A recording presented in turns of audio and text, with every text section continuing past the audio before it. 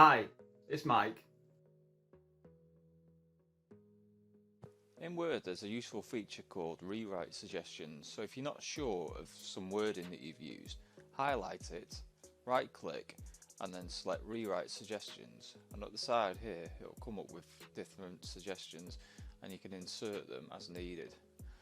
Also, you can translate text. So if you right click, click Translate, here you can select it's in English and you can translate it to Danish or whatever language you desire. Click Insert and that changes it in the document. Thanks for watching. I hope you found this tutorial helpful. If you would like help with other Microsoft tools or programs, please check out our knowledge base portal or contact us with your request.